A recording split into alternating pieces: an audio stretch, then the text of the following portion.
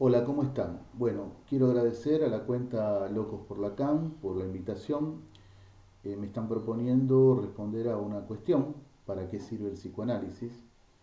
Se podría decir que es muy similar a preguntarnos qué es el psicoanálisis, para qué se ha creado, aunque es mejor sacar el verbo ser, ¿no? Porque ahí estamos ya en unos problemitas, empezando que no hay un solo psicoanálisis. Voy a tratar de responder soportando esta falta, entre otras tantas respuestas que puede haber para esto de mis colegas, que seguramente son muchas respuestas que nos convocan acá. Eh, en una conferencia titulada Variantes de cura tipo, Lacan decía que el psicoanálisis es la cura que se espera de un psicoanalista. Con lo cual, esto nos lleva a preguntarnos no qué es o para qué sirve el psicoanálisis, sino más bien qué es o para qué sirve un psicoanalista. Pero para no entrar en aspectos demasiado técnicos, yo en principio quería recordarles que allá en la última etapa de su vida, en el seminario 24, Lacan decía que el psicoanálisis es un sesgo práctico, era un sesgo práctico para sentirse mejor. Una definición bastante simple de alguien que no fue nada simple en su historia, en su vida y en su obra. Entonces habría que ver qué quiere decir esto de sentirse mejor, sobre todo en relación a otras actividades, a otras disciplinas que también nos pueden hacer sentir mejor, como por ejemplo, no sé, la música, el encuentro con amigos, el yoga o incluso la medicina. En este sentirse mejor creo que hay algo implícito que necesitaríamos subrayar, que es el conflicto inherente al ser que habla, o mejor dicho, al ser que es hablado. Porque si alguien puede no sentirse bien es porque hay un conflicto que lo somete. Ahora bien, hay un malestar existencial que el psicoanálisis no cura, así como obviamente tampoco puede curar un cáncer o una carie en una pieza dentaria.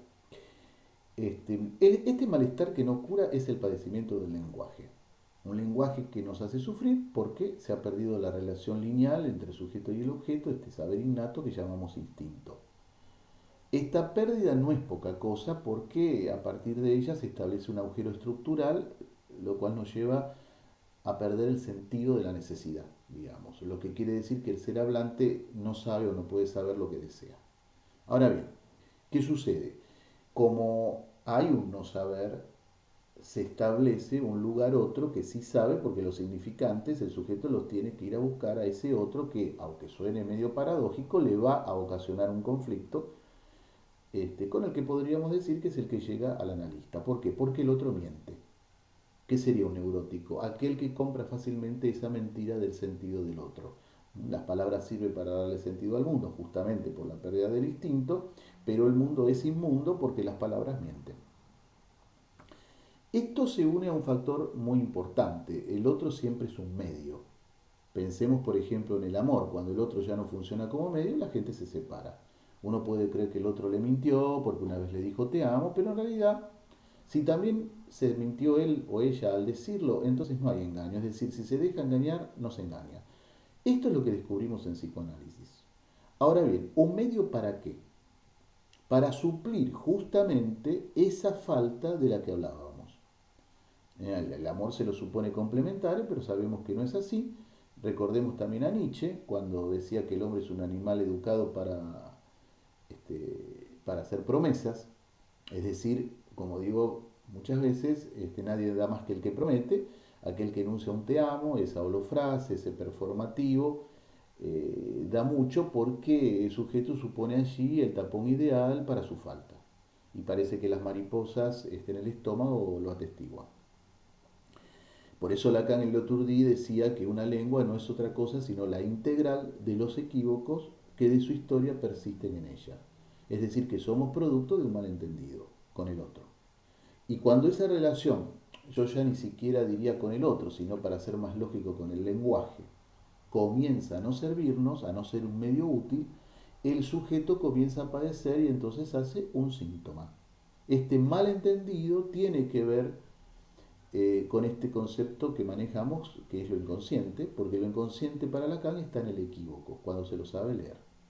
Y aquí respondo a la cuestión inicial: el psicoanalista es aquel que puede leer ese equívoco que ha generado un síntoma a partir del padecimiento del lenguaje. Es decir, que el psicoanálisis sirve para establecer y curar ese síntoma inherente al lenguaje al ser hablado, al parletre. Este, y en el mejor de los casos podría responder por esa falta de ese saber y permitir, digamos, que el padeciente encuentre o se encuentre con una verdad que hay que acotar, a veces puede presentársele para su imagen como un puro infierno. Nos aplauden y no saben que le traemos la peste. Freud frente a la Estatua de la Libertad. ¿Por qué la peste? ¿Por qué el infierno? Y bueno, porque el dispositivo analítico genera un sinsentido, el sujeto no soporta el sinsentido, y porque ubicar un saber en el lugar de la verdad puede llegar a ser medio alocado para la imagen que ese sujeto creyó ser para el otro. Por eso el psicoanálisis aparece como el único espacio, a mi modo de ver, creado para poder transformar ese mal decir del otro que el paciente parece repetir y establecer la singularidad de ese decir, que sería lo mismo que poder hacer algo con ese agujero de la estructura, no obturarlo, poniéndose siempre como tapón del otro, identificado con la falta, ¿eh? O como creyendo, como piensan las terapias yoicas o los libros de autoayuda, que uno lo puede todo y que hay que poderlo todo, etcétera, etcétera. O como decíamos antes, localizar ese tropiezo del lenguaje capturado en el síntoma y poder rectificarlo yendo más allá de ese estorbo. Así que bueno, nada, en definitiva, yo creo que el psicoanálisis sirve para poder responder de modo diferente a la voz del otro con el que el sujeto fue tomado y para poder transformar ese relato pretérito, es decir, para poder modificar el pasado. Que estén bien, gracias.